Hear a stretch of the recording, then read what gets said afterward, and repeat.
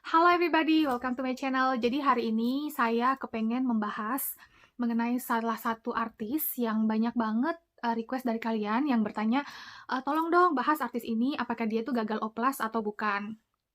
Oke teman-teman, pertama-tama sebelum saya mau membahas artis ini, saya tidak usah menyebutkan namanya dia. Saya rasa kalian juga sudah tahu dia siapa. Ya, mari kita sebut dia sebagai Vivi, ya. Nah, oke. Pertama-tama sebelum saya mau membahas mengenai artis Vivi ini, saya cuma mau mengeluarkan pernyataan bahwa yang pertama, saya tidak ada maksud sama sekali untuk menjelek-jelekan artis Vivi ini, oke? Jadi apapun yang nantinya saya katakan di dalam video ini, itu semata-mata sebenarnya hanyalah untuk edukasi oplas buat kalian semua gitu. Karena sebenarnya waktu banyak yang request, aku tuh sebenarnya udah males buat bahas. Dan jujur aku tidak tahu sama sekali artis Vivi ini siapa. Aku tahu artis Vivi ini adalah orang yang sangat terkenal ya, dia punya jutaan followers. Akan tetapi karena saya sendiri yang kudet, kurang update, saya nggak nonton TV sama sekali teman-teman, saya kampungan, jadi saya nggak tahu siapa dia gitu loh. Sampai banyak banget yang nanya gitu loh, di DM, di WhatsApp, di post Instagram, di post YouTube gitu ya. Dan kemudian saya carilah dia gitu kan, karena saya pikir oke lah gitu loh, siapa sih ini orang gitu loh, karena banyak orang yang bilang dia tuh gagal oplas gitu loh kan. Itu yang pertama. Jadi waktu itu akhirnya setelah saya lihat, saya berpikir oke lah, nggak usah lah gitu loh. Tetapi lama-kelamaan setelah saya lihat dan saya berpikir, oke lah saya akan bahas. Mengapa saya bahas akhirnya artis Vivi ini? Tujuannya adalah biar kalian bisa belajar dari artis Vivi punya kesalahan gitu. Dan juga tujuannya adalah supaya kalian tahu nih salah satu bukti atau salah satu misalnya kalau kalian melakukan tindakan oplas yang salah gitu ya. Jadi saya sama sekali tidak ada maksud untuk menjelek-jelekan artis Vivi, dan saya di sini bukan haters ya, karena saya sendiri nggak nonton TV gitu ya, dan saya nggak ada waktu lagi buat jadi haters gitu loh guys. Dan yang kedua adalah kalau misalnya ada yang bilang saya pansos, ini sama sekali bukan buat pansos, karena saya bukan butuh terkenal teman-teman ya. Saya nggak mau terkenal, maksudnya saya bukan butuh terkenal gitu. Apapun yang saya bikin YouTube itu tujuannya dari pertama adalah untuk menyelamatkan teman-teman yang gagal oplas, dan juga biar teman-teman itu bisa lebih teredukasi lagi mengenai oplas, karena berdasarkan pengalaman pribadi saya waktu saya gagal oplas dan saya mencari informasi tentang oplas saya nggak nemuin apa-apa. Saya nggak nemuin jawaban apapun yang dari kasus saya itu gitu loh. Jadi mulai dari sana saya berpikir dan saya kepengen sekali memberikan satu informasi kepada kalian biar kalian tidak mengalami hal yang sama seperti saya gitu. Dan juga selama 2 tahun saya menjalani bidang plastik surgery ini ya, banyak sekali saya menerima kasus gagal oplas teman-teman. Jadi makanya saya kepengen sekali hari ini edukasinya itu benar-benar mengedukasi kalian supaya nanti kalian bisa berhati-hati dalam memilih tindakan oplas yang kalian ingin lakukan gitu. Lalu yang ketiga adalah pada satu kali, tepatnya waktu hari Minggu barusan ini, tiba-tiba ada orang yang post di YouTube saya seperti ini gitu loh. Jadi orang ini mengatakan bahwa saya ini siapa ya gitu loh. Saya ini bukan dokter bedah gitu loh. Kenapa sih kamu bisa membicarakan sesuatu tentang oplas kalau kamu ini bukan siapa-siapa gitu.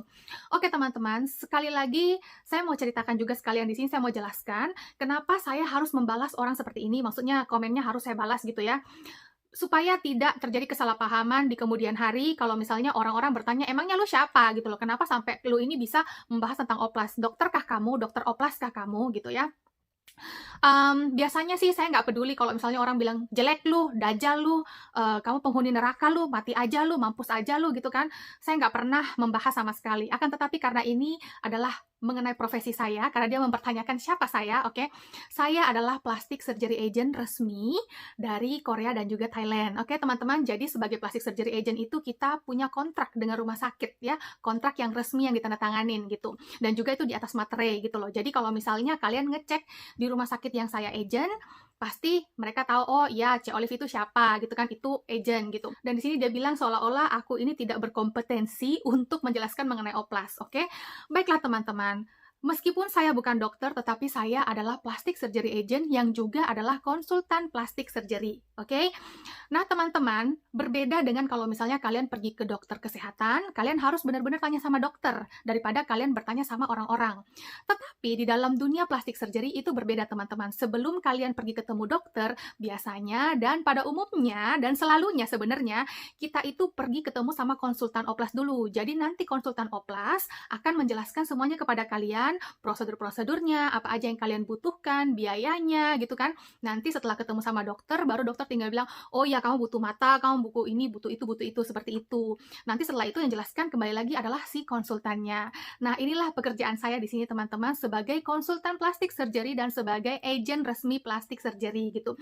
Jadi kalau misalnya kalian mau mengecek, kalian bisa langsung ke rumah sakit tempat saya agent, kalian bisa langsung tanya, bener nggak Ci Olive itu adalah agent resmi? Dan kalian bisa dengar jawabannya dari mereka gitu ya. Jadi ini untuk meluruskan aja pertanyaan dari pos yang ini gitu. Yang berikut adalah pembuatan video saya hari ini tuh tidak ada sama sekali maksud untuk membuli artis Vivi, oke? Sama sekali tidak ada maksud untuk mau membuat konten yang menjelek-jelekan dia, ya. Dan menurut saya pribadi sebagai plastic surgery agent, oplas itu sah-sah aja gitu kan. Makanya teman-teman, saya sangat mengharapkan kita semua untuk selalu menjaga lisan dan tulisan kita. Janganlah kita berkomen seperti ini ya, muka palsu gitu kan. Seperti saya, sering banget saya dikasih hinaan itu bilang, kamu tuh mukanya muka palsu. Enak ya, kamu sekarang bahagia ya, padahal meskipun mukanya kamu palsu gitu loh. Nah, sebenarnya kadang komen-komen seperti ini yang membuat orang itu tidak berani untuk mengakui bahwa, oh ya, aku sudah melakukan prosedur oplas. Why? It's my money gitu loh. It's my rights. Itu adalah hak saya untuk mempercantik diri saya gitu kan. Itu uang saya kok, uang yang saya cari dengan susah payah kok. Kenapa tidak saya menikmatinya dengan mempercantik wajah saya gitu kan. Jadi saya harapkan sekali buat teman-teman sekalian pada hari ini tuh bisa berpikir lebih terbuka ya. Karena dengan komen-komen yang seperti ini ya, komen-komen yang nyinyir, komen-komen yang menghina, komen-komen yang menghujat gitu ya, ini tuh akan membuat orang-orang yang mau oplas gitu ya, jadinya sembunyi-sembunyi. Orang-orang yang sudah oplas, jadinya nggak mau ngaku. Orang-orang yang gagal oplas, jadinya nggak mau ngaku gitu loh. Dan akhirnya mereka cuma bisa terdiam, mereka cuma bisa nangis, mereka nggak bisa sharing apa yang mereka alamin gitu kan.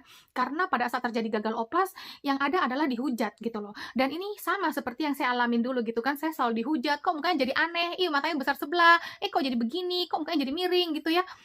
Untung saya kuat gitu loh, tapi nggak semua orang sekuat saya teman-teman. Ada orang yang dia nggak kuat dengan hinaan-hinaan itu gitu loh. Jadi ayolah teman-teman, kita semua kita harus berpikiran lebih terbuka. Kalau misalnya kita tidak bisa mengucapkan kalimat, kita tidak bisa mengeluarkan kata-kata yang baik, alangkah baiknya kalau sebaiknya kita berdiam diri saja, kita menyimpan komen-komen yang busuk, yang jelek kita itu untuk diri kita sendiri aja gitu loh. Janganlah disembur-semburkan ke sosial media, kemana-mana untuk menghina, untuk menghujat orang gitu loh. Tapi kalau kita punya kata-kata yang bagus, ih cantik ya, ih bagus ya, suaranya bagus ya, karyanya bagus ya, ya lontarkanlah itu gitu teman-teman. Hal berikutnya adalah apapun yang saya akan katakan di video ini kemungkinan bisa jadi tidak 100% benar, oke?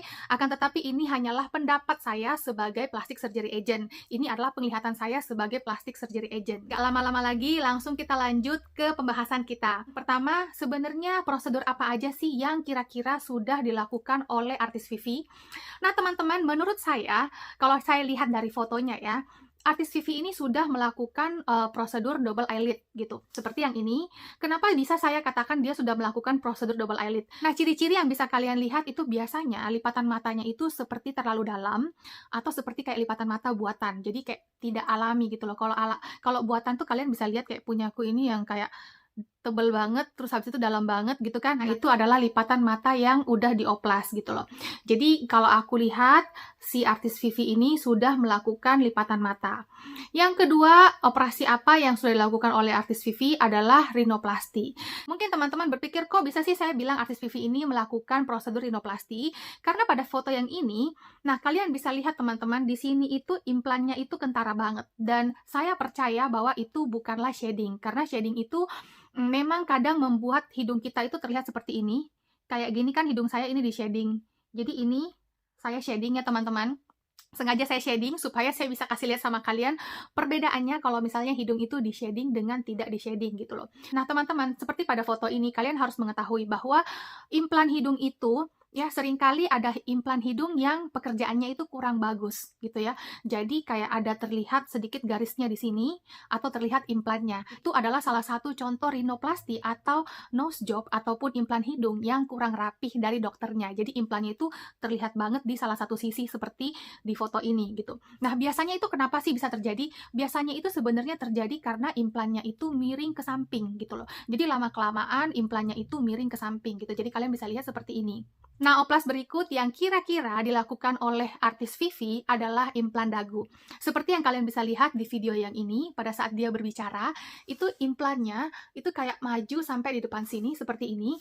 Nah, ini tuh implannya tuh maju banget ke depannya teman-temannya, dan kalian bisa lihat saking majunya dagu bawahnya dia, mulutnya itu sampai kayak masuk ke dalam gitu loh. Nah, teman-teman, kenapa sebenarnya awalnya saya kepengen membahas artis Vivi ini? Sebenarnya salah satunya itu adalah karena implan dagunya ini. Teman-teman, yang harus kalian ketahui mengenai implan dagu ya, seringkali kesalahannya adalah seperti ini. Seringkali itu dokter masangin implan dagu kepada pasiennya itu terlalu besar gitu loh. Dan saya banyak banget terima kasus implan dagu yang seperti ini, yang dipasangin itu terlalu besar. Nah, sebenarnya kadang kenapa sih kita implan dagu? Karena dagunya kita tuh kependekan atau kita kepengen dagu yang lancip gitu loh. Karena kalau waktu kita filler gitu ya, filler, akhirnya bosan filler, terus habis itu fillernya juga menjalar kemana-mana, jadi besar di sini gitu ya. Jadinya kita capek, akhirnya berpikir, udahlah aku implan dagu aja lah gitu kan. Dengan ekspektasi setelah kita implan dagu itu hasilnya akan seperti filler yang nongol di sini gitu loh, segitiga cantik seperti ini kan. Akan tetapi waktu dipasangin implan dagu, loh kok nggak seperti yang aku ekspektasi gitu loh, nggak seperti yang aku harap-harapkan, yang aku pikirkan gitu kan, nggak di sini, tapi kok malahan di sini gitu loh. Teman-teman, inilah yang sering banget terjadi gitu ya. Dan juga teman-teman, kesalahan yang selalu terjadi pada implan dagu adalah implan yang kebesaran. Sebenarnya kalian harus tahu teman-teman, bahwa implan dagu kecil aja seperti punyaku ini yang sangat kecil. Punyaku ini kecil banget loh, jadi cuman segini kecil ya, like super small, dan kemudian tuh tipis banget. Nah, implan saya ini aja yang kecil banget seperti ini tuh sudah bisa bikin dagu saya itu maju ke depan, dan juga mulut saya jadi masuk ke dalam. Kayak foto ini, seperti yang bisa kalian lihat, itu bikin bibir saya itu jadi masuk ke dalam. Kenapa? Karena implan dagunya itu bikin dagu jadi maju, jadi bibir otomatis masuk ke dalam. Akan tetapi karena sekarang ini saya pakai kawat gigi seperti ini. Nah, jadi kawat giginya ini kan ada kayak space-nya lagi ya. Jadi kawat giginya ini somehow yang bikin bibir saya kelihatan lebih tebal sedikit gitu. Padahal sebenarnya kalau saya nggak pakai kawat gigi, ya, bibir saya ini masuk ke dalam banget. Seperti di foto yang ini, kalian bisa lihat ini betapa bibir saya ini masuk ke dalam banget gitu loh. Nah, inilah salah satu yang ingin saya sharingkan sama kalian. Sangat berhati-hati sekali pada saat kalian mau memasang implan dagu gitu. Karena seringkali ya itulah masalahnya implan dagu. Implannya kegedean, bikin bibir kita masuk ke dalam gitu loh. Dan juga seperti kasusnya artis Vivi ini dagu implannya waktu dia ngomong itu somehow kayak terlalu sangat visible sekali di depan dagunya dia ya. Yang membuat wajahnya dia itu menjadi agak kurang feminim gitu. Dan kira-kira di mana sih sebenarnya artis Vivi ini pasang implannya dia? Kalau dari pendapat saya sebagai plastic surgery agent, saya rasa dia tidak melakukannya ini di luar negeri. Kenapa? Karena saya melihat dia sebagai artis ya. Jadi kalau artis itu kan kalau misalnya mereka mau pergi oplas, karena saya pernah punya klien artis gitu kan, mereka harus lihat dulu jadwal syutingnya mereka gitu kan. Terus habis itu yang kedua adalah mereka tidak bisa ketahuan orang-orang bahwa mereka pergi oplas gitu. Jadi mereka perginya tuh diam-diam gitu loh. Jadi dia harus atur dulu jadwal syutingnya, terus habis itu dia harus perginya diam-diam, dan yang ketiga dia harus tahu bengkaknya itu sampai kapan gitu loh. Nah, jadi karena biasanya mungkin karena tuntutan pekerjaan, jadi artis Vivi tidak bisa pergi ke luar negeri untuk bikin implan dagunya dia. Jadi dia bikinnya itu di dalam negeri. Dan kasus-kasus seperti ini dari dalam negeri lumayan banyak yang saya terima, teman-teman. Makanya saya selalu katakan berhati-hati kalau misalnya kalian mau melakukan oplas. Dan kalau kalian mau menanyakan rekomendasi saya akan bilang maaf sekali, di dalam negeri saya belum ada satupun dokter ataupun rumah sakit yang bisa saya rekomendasikan karena banyaknya kasus revisi yang saya terima. Saya punya semua buktinya, saya punya semua data-datanya yang saya simpan, akan tetapi untuk menghargai klien-klien saya tidak bisa saya buka ke depan publik gitu loh. Oke, lalu yang berikut adalah operasi apa sih sebenarnya? Ini yang ditunggu-tunggu ya, yang dilakukan sama artis Vivi sampai wajahnya itu menjadi bengkak. Oke, nah teman-teman, mungkin kalian ada lihat foto yang ini. Maaf sekali wajahnya saya harus tutup, tapi mungkin kalian ada lihat ya di sosial media somewhere gitu, wajahnya itu kayak aneh gitu ya. Ini wajah kenapa sih bisa seperti ini? Sebagai seorang plastic surgery agent, saya bisa katakan bahwa wajahnya artis Vivi ini kenapa bisa seperti ini, itu adalah post surgery, alias downtime, alias habis oplas gitu. Jadi orang-orang itu kalau habis oplas mukanya itu akan seperti ini, 100% gitu loh. Nah, Si artis Vivi sendiri mengatakan bahwa dia melakukan buccal fat removal. Bener apa enggak sih? Bener, ya. Si artis Vivi itu melakukan buccal fat removal. Akan tetapi, kalau menurut saya, artis Vivi bukan cuma melakukan buccal fat removal aja, tapi artis Vivi juga melakukan face liposuction. Oleh karena itu, wajahnya dia bengkak seperti ini, karena ini adalah ciri-ciri downtime dari face liposuction, yang dimana mukanya agak bengkak-bengkak. Yang kedua, kenapa sih bisa mukanya itu menjadi bengkak seperti ini, kayak habis naik berat badan? Benar nggak sih sebenarnya artis Vivi ini naik berat badan? Kalau menurut pengalaman saya dan menurut penglihatan saya, badannya artis Vivi itu tidak mengalami penaikan berat badan yang terlalu signifikan, misalnya kayak 10 kilo gitu ya, tidak seperti itu. Dan juga wajahnya dari yang wajah yang slim menjadi wajah yang agak puffy, ya, itu biasanya itu kalaupun mengalami kenaikan berat badan, itu harus kenaikan berat badan yang sampai 5-10 kilo gitu. Sedangkan saya tidak melihat kalau dia ini mengalami kenaikan berat badan yang terlalu drastis. Bahkan 5 kilo pun wajahnya tidak akan menjadi sepuffy itu. Nah, teman-teman mungkin kalian bertanya-tanya, lalu apa dong yang dia lakukan? Nah, inilah dia jawabannya. Artis Vivi, kalau menurut penglihatan saya, dia melakukan fat graft. Makanya teman-teman ada di salah satu video saya yang di sini, saya sudah menjelaskan, dan saya sebenarnya selalu menjelaskan berulang-ulang bahwa ada oplas yang bagus ataupun bisa dilakukan di dalam negeri ya, bisa dilakukan di Thailand ya, is okay gitu. Tetapi ada oplas yang harus dilakukan di Korea gitu. Bukannya saya ini mau membela-bela atau memuji-muji Korea ya teman-teman, tapi inilah dia faktanya yang harus saya beritahukan kepada kalian, bahwa memang ada oplas yang tidak bisa ditawar lagi yang harus dilakukan di Korea. Salah satunya adalah fat graft. Mungkin fat graft ini kelihatannya cuma prosedur yang simple aja teman-teman, yang cuma diambil lemaknya lalu kemudian setelah itu diisi ke dalam wajah. Tetapi kalian harus tahu teman-teman bahwa fat graft itu salah satu resikonya selain fat emboli. Apakah fat emboli itu? Fat emboli itu adalah pembekuan lemak, di mana lemaknya itu jadi jendul-jendul, jadi keras-keras kayak biji-biji gini.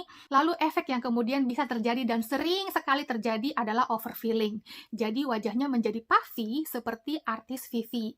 Dan teman-teman, tahukah kalian bahwa kasus-kasus salah fat graft seperti ini tuh udah lumayan banyak saya terima. Salah satunya itu adalah yang jendul-jendul di bawah mata, itu banyak banget juga saya terima. Bisa kayak jendul-jendul juga di jidat, itu juga ada yang saya terima. Dan juga seperti artis Vivi ini yang wajahnya itu menjadi puffy gitu loh. Kenapa bisa puffy? Teman-teman, jawabannya adalah yang pertama karena overfilling lemak. Nah, seperti yang sudah saya jelaskan di video saya mengenai fat graft, bahwa fat graft itu sebenarnya harusnya dilakukan 2 kali. Jadi itu diisi tuh benar-benar sangat kayak seperti mentega gitu ya. Jadi diisinya tuh benar-benar sebenarnya halus-halus aja gitu. Dan selalu saya sarankan untuk melakukan fat graft kedua kali gitu. Akan tetapi kemungkinan pada saat orang pergi konsultasi di dokter, selalunya bilang gini, "Dok, nanti isinya jangan terlalu sedikit ya dok, nanti kalau misalnya kempes lagi kan sayang dok, saya nggak mau lagi datang kedua kali dok." Selalunya seperti itu. Jadi mungkin dokter juga merasa under pressure, lalu isilah dokter fat graft ke dalam wajahnya pasien dengan jumlah yang banyak gitu loh. Padahal kita harus mengetahui bahwa seperti filler, yang dimana filler itu bisa bermigrasi, fat graft itu juga bisa bermigrasi teman-teman. Akan tetapi makanya setelah fat graft itu, setelah kita melakukan fat graft, harus ada treatment ataupun kita harus menjaga wajah kita selama 3 bulan. Dan sudah saya jelaskan juga di video-video sebelumnya, di video oplas saya, bahwa setelah kita selesai fat graft, yang pertama yang tidak bisa dilakukan adalah kita tidak bisa memijat wajah. Jadi contohnya di bagian sini kita nggak bisa pijat-pijat. Kenapa? Karena lemaknya itu masih cair di sini. Jadi kalau misalnya kita pijat wajah, lemaknya bisa jadi pindah ke pipi, bisa jadi pindah ke mana-mana, pindah ke dagu, pindah ke jauh gitu kan. Akhirnya muka jadi bulat gitu loh, karena lemaknya itu berpindah tempat. Yang kedua adalah tidak boleh kena air hangat. Jadi mungkin orang yang terbiasa cuci muka dengan air hangat, seperti saya suka cuci muka saya dengan air hangat gitu kan. Saya juga mandi pakai air hangat. Nah, setelah kita fat graft, wajah ini tidak bisa kena air hangat karena lemaknya itu butuh menjadi beku dulu untuk dia bisa tinggal di dalam wajah kita ini gitu. Lalu yang berikut kayak kita makan, kalau misalnya fat graftnya isi di bibir ya, kita harus menghindari makanan-makanan yang panas, harus menghindari minuman-minuman yang panas seperti kopi, teh, susu gitu ya. Lalu kemudian harus kita hindari ya, kita tidak boleh melakukan laser. Kenapa? Karena laser itu kan ada kayak tekanan-tekanannya gitu ya, terus habis itu ada suhu panasnya di wajah kita gula. Nah, itu tidak bisa dilakukan dan juga tidak bisa meminum alkohol. Kenapa? Karena alkohol itu membuat wajah kita panas gitu, Dok, dan itu membuat lemak itu meleleh.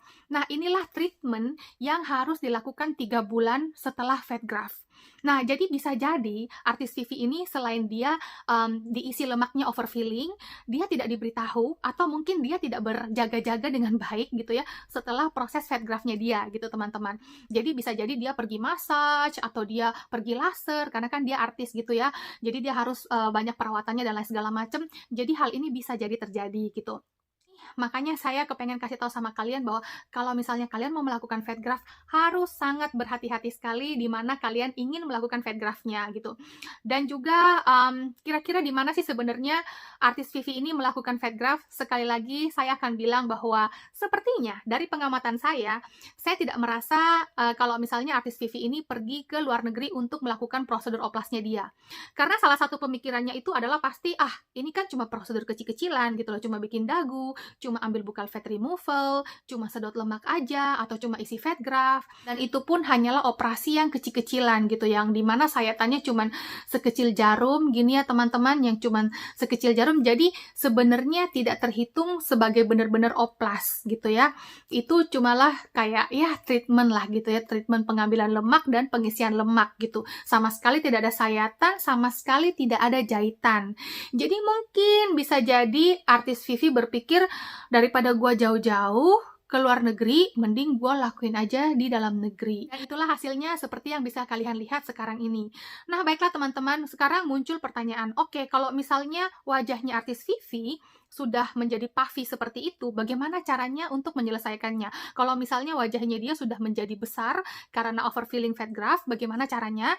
Nah, artis Vivi sebenarnya bisa melakukan face liposuction lagi, tetapi saran saya dia harus sangat berhati-hati di bagian mana dia mau melakukan face liposuction-nya itu. Karena biasanya overfilling bisa juga menyebabkan wajah jadi tidak seimbang kanan dan kiri gitu. Oke teman-teman, sekian video hari ini. Saya harap video hari ini bisa memberikan kita pengetahuan yang lebih lagi mengenai oplas dan kita bisa lebih berhati-hati pada saat kita mau melakukan tindakan oplas. Oke teman-teman, see you, bye!